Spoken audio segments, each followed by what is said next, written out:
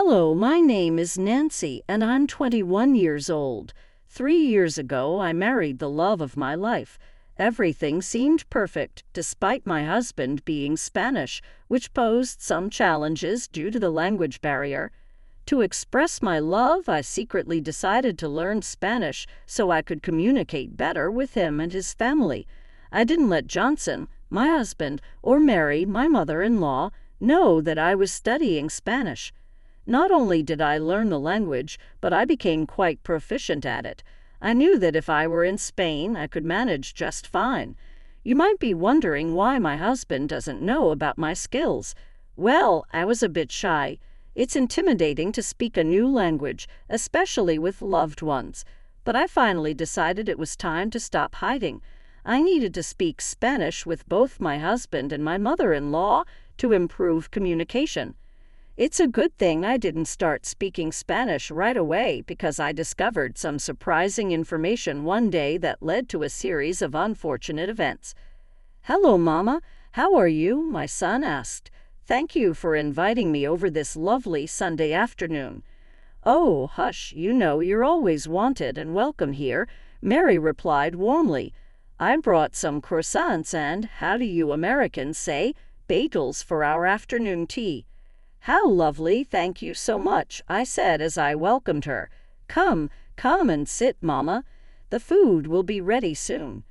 "Did she prepare the food?" Mary inquired. "No, I did most of the prep. Don't worry," Johnson reassured her. "Oh, thank God," Mary muttered. I wondered what she meant by that, but I was too shy to ask. Mary always seemed to enjoy my cooking, so I was surprised by her comments. At the time, I thought maybe she just wanted to eat food made by her son, or perhaps she longed for dishes that reminded her of old times. Then I overheard her saying something unexpected in Spanish.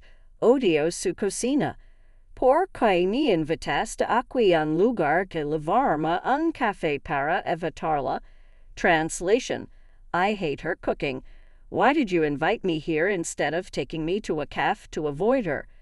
"Mom, we agreed to speak in English so Nancy doesn't feel left out, remember?" Johnson quickly interjected in English.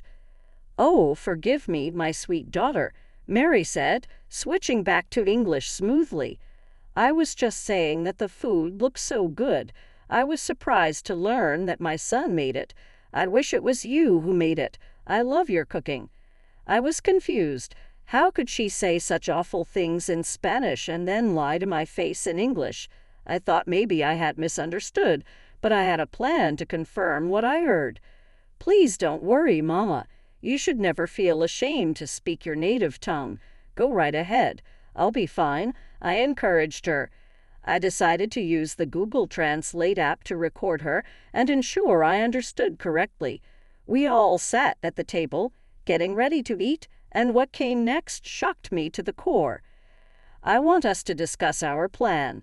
The time is approaching. It's literally tomorrow, Johnson. You have to be serious," Mary said in Spanish. "Mama, not now. I said I would handle it," Johnson replied in a slightly alarmed tone. "What are you going to tell her, Nancy, darling?" "Please pass me the sugar." Mary switched back to English, pretending nothing was wrong. She doesn't know anything about the plan. "I was just going to tell her that I'll be out of town," Johnson said, trying to reassure his mother. "Out of town? What for? What's going on?" I asked, trying to hide my confusion. At that moment, I was constantly looking down at my phone to see what the app was translating. They seemed to think I wasn't paying attention and became less careful with their words, which worked in my favor as I learned their true feelings. "She's not too smart. Look at her glued to her phone. We can talk about this now," Mary whispered to Johnson. "Okay, Mama, fine. What do you want to discuss?" "The plane is leaving at 2:00 p.m. Are you sure you'll be able to escape her then?" Johnson asked in Spanish. "Escape me? What for?" I was utterly bewildered. But I stayed calm and pretended not to understand, hoping to figure out their motives. "Yes, Mama, I know. I'll do what needs to be done. I understand how important this is," Johnson reassured his mother in Spanish. "It's extremely important. If your great-uncle doesn't see us tomorrow, he will give the house to someone else, like your cousin or your aunt. We can't let that happen. No one needs to know about this, Mama," Mary replied in Spanish. "You're so funny, Mama." "Don't worry," Johnson said in English. "I just said that so Nancy doesn't suspect anything." "Oh, sorry, my love. I was just asking who made this delicious tea. It's splendid," I interjected, trying to maintain composure. "That would be your talented son. I'm afraid I'm not as good as he is when it comes to these things," Mary said in English, smoothly continuing the charade. "Darling, your food is amazing," Johnson added in English. "Amazingly terrible, Mom." "She'll catch you," he whispered in Spanish. "She can't catch me. She's too ignorant to understand us. I don't know, Mom. She obviously grasps some basics, I think. Let's see, Nancy, how much Spanish do you know at this moment?" I knew I had to lie. I said I didn't know much, so they would keep exposing themselves, and I could keep learning their true colors. How I managed to stay calm while being insulted still amazes me. I guess I knew it was more important to handle this situation than to get emotional. Right then, I said, "Oh, I'm still very bad at Spanish. I only know the typical things like buenos dias and como te llamas. But that's it." "Oh, that simply won't do, darling. You should learn some more Spanish." "Yes, ma'am, I will." "Well, it's a good thing for Johnson and me, as we can gossip about you," I joked. "I'm just kidding with you, Meccanho. We would never do that to you." "Are we doing it right now?" "Yes, which makes this extra funny." They laughed, and I kept using Google Translate. I also checked other apps, websites, and forums to see if what they were saying was correct. I got about 99% confirmation from these sources. Now that I knew they clearly didn't like me and were making fun of me, I had to gather as much information as possible, even though their insults were hurting me. The next thing I heard shattered my resolve. This house is extremely important. No one can know about this house, okay? We need to be the only ones knowing because we could make a lot of money. We can't lose this opportunity. I'm so glad we're doing this. It's a good thing we didn't tell my wife because I don't want to share the spoils. Me neither. Everything needs to go smoothly. Your great-uncle Jack said that whoever contacts him first about this issue will inherit the mansion. So we need to go there physically before anyone else and start working on remodeling and improving the house. I can't wait to have a house in New Hampshire. This is where I'll go to escape my wife and my life here in Mississippi. Sometimes I can't stand her. You know, you're still young, way too young to be married to someone like her. Come and live with me in New Hampshire. You can enjoy your youth with women and booze, have a good time, and then settle down when you're ready. Let's leave this place." "Honestly, Mama, I think you're right. I couldn't believe what I was hearing. I felt tears welling up. Excuse me, what's wrong? Is everything okay?" "Yes, I just need to get something from the kitchen." I couldn't listen to them anymore. I needed to collect myself and not make a scene. How could they say those awful things with me right there in the room? Did they have no shame? I was so upset. I began pacing up and down the kitchen. Then I saw my mother-in-law's purse sitting on the counter. I decided to look inside and take her phone. Luckily, it was unlocked. I opened her WhatsApp and sent Uncle Jack's number to my phone. I quickly deleted the text from her phone so it looked like nothing happened. It felt like I was acting on instinct. I didn't know why I did it, but I was glad because I was now planning to get back at them. I returned to the dining room where the conversation was still going on. They seemed to be talking about the same thing. "So, tomorrow we leave for the vacation. I think it's well-deserved because of all the hard work we've been doing." "I second that. We deserve this break. Is everything okay?" "Yes, honey, we were just talking about the weather and how it's a perfect day to go relax somewhere. Would you like us to do that?" "Maybe not today." Scene. "Oh, okay. When would you like to go then?" "Maybe tomorrow." Both Mary and Johnson froze slightly. I was looking for their reaction and noticed it. I don't think tomorrow would be possible. I asked Scene to help me with some things around the house. Oh, what things? Why is she asking so many questions? Just to move things around. I can help too, if you like. That won't be necessary. See how nosy she is being. I don't like it one bit. Do you see why you have to leave this place? Don't worry, Mama, I've got this handled. I still managed to keep a smile, despite knowing what they were saying. I was looking forward to my plan for revenge. I continued recording their conversations until the very end to make sure I had all the details.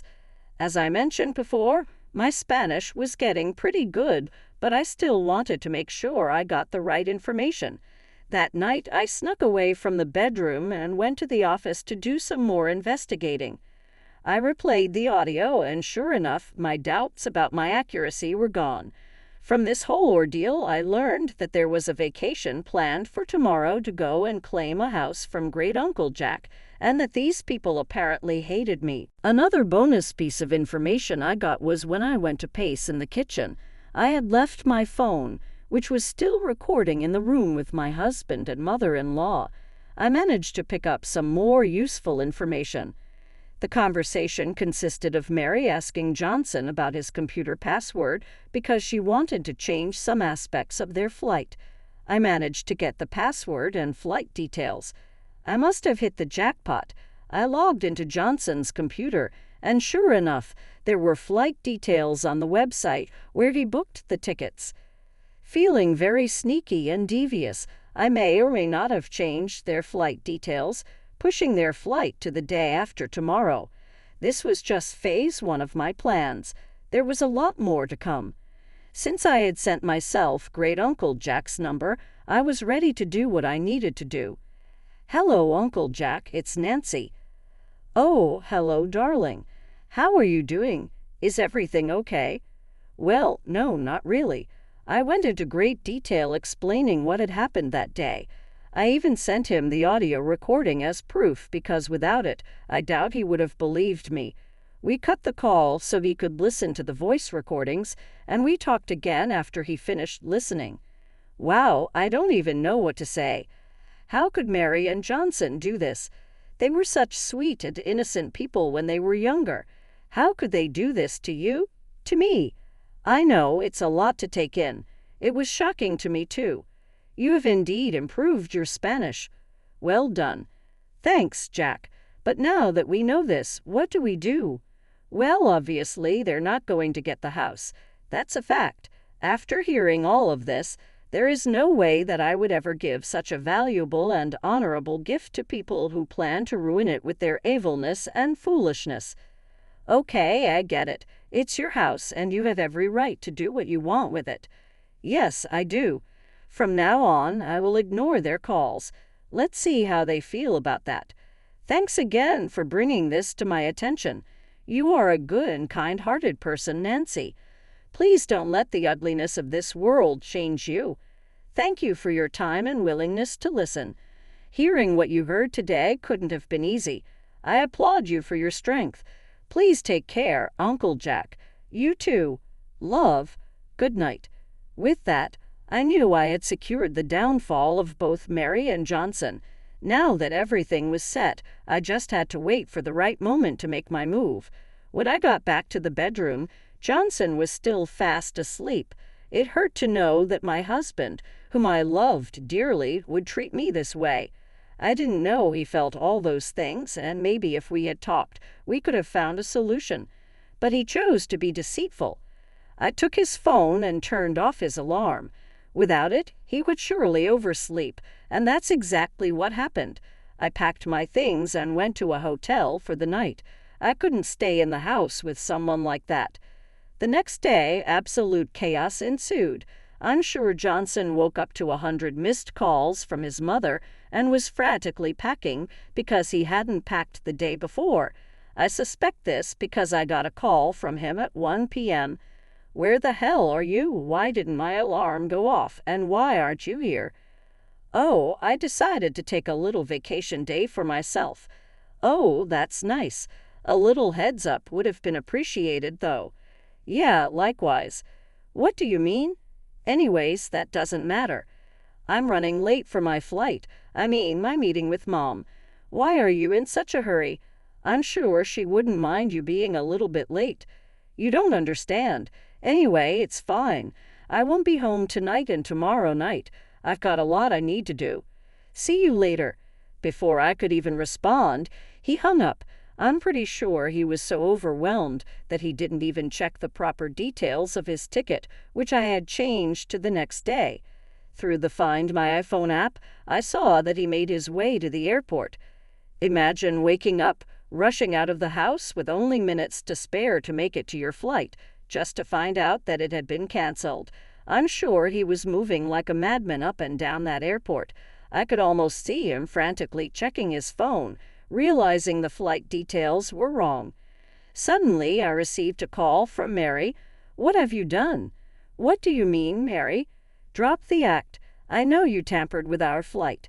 If by tamper you mean change the date, then yes, that's exactly what I did. Why would you do that? I was trying to help you guys out. Didn't you say you wanted John's help with moving some stuff around? I noticed that you've had the flight booked for today, the same day John was supposed to help you, so I decided to change some things. You're welcome, Johnson. Come and talk to your wife before I reach through the phone and strangle her, Mary said, her voice shaking with frustration.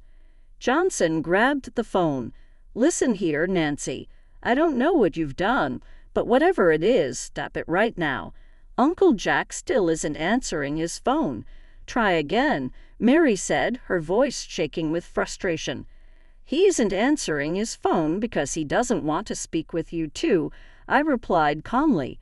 You can understand us, Johnson asked, sounding shocked. Every last word. But how? Mary asked, feeling a strange mix of satisfaction and sadness. I've been practicing, I said. I've been learning Spanish so I could communicate better with you and your mom, but now I see it also helped me uncover your plans. Johnson's face went pale. You knew all along. Yes, I heard everything. Your plans to leave me to claim the house without me knowing. I've heard it all. Johnson and Mary were silent. I could hear their heavy breathing over the phone, the shock and fear evident in their silence. So, what now? Johnson finally asked. Now you deal with the consequences of your actions, I said. I already spoke to Uncle Jack. He knows everything. You won't be getting that house. But Nancy, you don't understand. Johnson pleaded. We had no choice. We needed that house. You had a choice, I said firmly. You could have been honest with me. Instead, you chose to deceive me. Now you have to live with the consequences. There was another long silence. Then Mary spoke, her voice trembling. Nancy, we're sorry. We didn't mean for it to go this far. It's too late for apologies, I replied. You made your bed. Now you have to lie in it. I hung up the phone and took a deep breath. It was done. I had exposed their plans and ensured they wouldn't get the house. I felt a sense of relief, but also a deep sadness. The man I loved, the family I thought I was a part of, had betrayed me, but I knew I had to move on. I packed my things and checked out of the hotel. I decided to stay with a friend for a while until I figured out my next steps. As I walked out of the hotel, I felt a mix of emotions: anger, sadness, relief, but most of all, a sense of empowerment. I had stood up for myself and taken control of the situation, and now I was ready to start a new chapter in my life, free from deceit and betrayal. I told you, Mama, I told you she might hear us. So that means yesterday you heard everything? Yep, here's what's going to happen. I'm going to divorce your good-for-nothing son and leave you two to deal with each other. How about that? Have a nice life. I hung up before they could respond. I was done with their nonsense. Later that day, I got a call from Uncle Jack. Hello, dear. How are you? I'm a bit upset. I just had an ugly fight with John and Mary, and now I'm getting a divorce from him. I'm so sorry that things turned out this way, Nancy. It's part of life, I guess. How are things on your end? Well, I finally spoke to them and gave them a piece of my mind. They are not happy. What did you say to them? I told John that he's an idiot for treating you the way he did, and told Mary that she's evil for roping her son into her schemes. I also told them that you've given me the house. You what? Yes, dear. The mansion is yours. Even if you get a divorce from John, it's all yours, and you can share it with whomever you please. I don't know what to say, Jack. It's too much. I wanted this house to go to someone kind and compassionate, but also tough and strong when needed. That's exactly who you are. A house is the least I could do after all the stress and turmoil those two put you through. The house is yours. Take it. After that call, I felt a strange mix of emotions. I had managed to distance myself from two toxic people, and on top of that, I had been gifted a multi-million-dollar mansion. It felt surreal, like something out of a movie, but it was real and it was happening to me. The next few days were a whirlwind. I moved my belongings into the mansion and started to make it my own. Every room, every corner became a testament to my resilience and strength. I decorated the house with a newfound sense of freedom and pride. I was no longer bound by the deceit and betrayal of Johnson and Mary. This house, this beautiful mansion, was a symbol of my victory over their treachery. As expected, Mary and Johnson were furious. They sent me constant threats, trying to intimidate me into giving up the house, but I stood my ground. Each time they sent a threat, I responded with a picture of a different part of the house, reminding them that it was mine, not theirs. I wanted them to see what they had lost, to feel the sting of their own actions. Revenge never felt so sweet.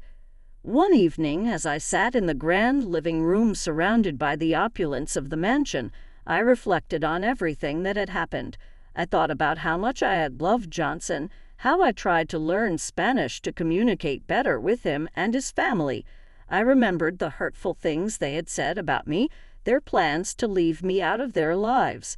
It had been a painful journey, but I had come out stronger on the other side. I received another call from Uncle Jack. "Nancy, I just wanted to check in and see how you're doing." "I'm doing well, Jack. Thank you for everything. The house is beautiful." "I'm glad you like it. You deserve it after everything you've been through." "I appreciate that. It means a lot to me. You know, Nancy, I've been thinking, maybe you should consider staying in Spain for a while. You could use a change of scenery, and it might help you heal." "That's a good idea, Jack. I think I will. Thank you for the suggestion." As I hung up the phone, I felt a sense of peace wash over me. The future was uncertain, but I knew I had the strength to face whatever came my way. I had overcome betrayal and heartbreak, and I had emerged victorious. This mansion was not just a house. It was a symbol of my resilience, my strength, and my ability to overcome any obstacle. In the end, I realized that the best revenge was living well. I had a beautiful home, a supportive family in Uncle Jack, and a bright future ahead of me. Mary and Johnson could stew in their own bitterness and regret, but I was moving forward with my life, and that, I knew, was the greatest revenge of all.